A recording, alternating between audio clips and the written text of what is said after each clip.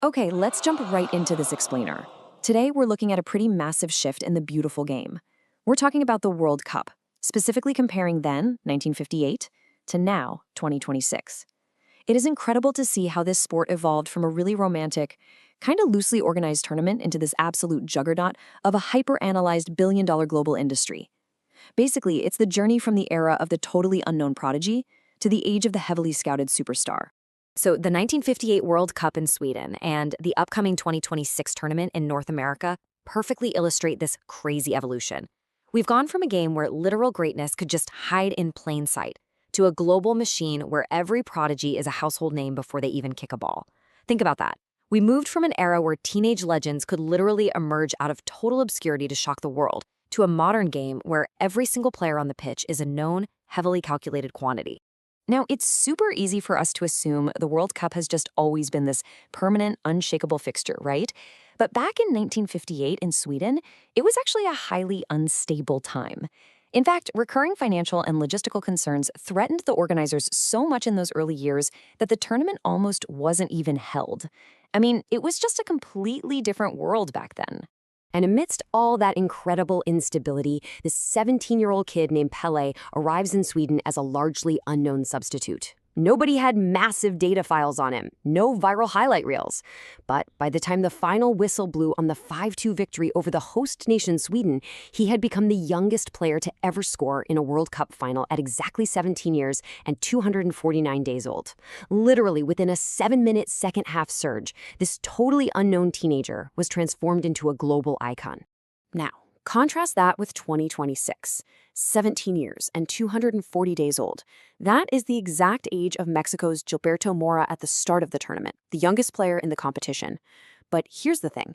Unlike Pele, Mora isn't arriving in obscurity. No way. He's already a highly tracked record breaker who recently shattered a national mark that had been standing since 1930. It's the ultimate unknown twist of the modern era. The next Pele is already famous years before they ever step onto the world stage. If we jump back to that slower, a bit more romantic 1958 tournament, Pele's first goal in the final was just a total masterpiece of remarkable freedom and creativity. It was pure, unadulterated instinct. He flicks the ball cleanly over a defender, lets it drop, and just strikes this clinical volley right into the bottom corner. The whole world watched in awe at a kind of brilliance that, hadn't been mapped out on a tactical whiteboard beforehand. And that era's unscripted magic wasn't just about Pele either. While he definitely claimed the biggest headlines, France's Just Fontaine set a totally different kind of history that very same year. The guy netted a seemingly untouchable record of 13 goals in a single tournament. That even included a staggering 4 goals in the third-place playoff against West Germany. It was a time when individual brilliance could completely take over a tournament in a way that modern defensive structures just rarely allow today. Fast forward to the upcoming tournament, and wow, we are looking at an entirely new reality. We're heading into the biggest event in North American sports history, hosted across the US, Mexico, and Canada.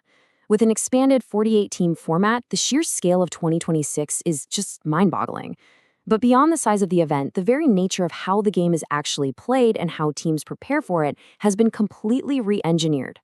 Because today, the concept of an unknown star has virtually vanished. Young prodigies like Gilberto Mora or Spain's 18-year-old phenom Lamine Yamal, who is already recognized as a key creative force for his country, are established household names. The mystery? It's pretty much gone.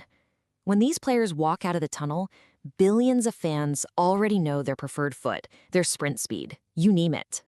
This whiplash-inducing shift to the modern era is driven by a massive, massive data deluge. Teams today are supported by AI-assisted scouting and advanced analytics that calculate literally tens of thousands of actions from nearly every player before the tournament even kicks off. They're optimizing recovery cycles, micromanaging pressing intensity, mapping out insanely complex passing networks, and tracking sprint frequency in real time. In 2026, every single move is calculated. And that brings us to a really fascinating debate. You see, while experts note that modern teams are physically superior to those legendary Brazilian squads of 1958 and 1970, mostly thanks to those optimized recovery cycles and intense pressing, this fundamental shift reminds us of something crucial. Beauty and efficiency aren't always the same thing. The sport might be faster and more athletic than ever, but you have to wonder, has it lost some of its artistic soul? It forces us to ask a really tough question. Despite the optimized tactics, the physical supremacy, and the flawless prep, is the highly calculated 2026 version of football actually a better game than the organic brilliance of 1958?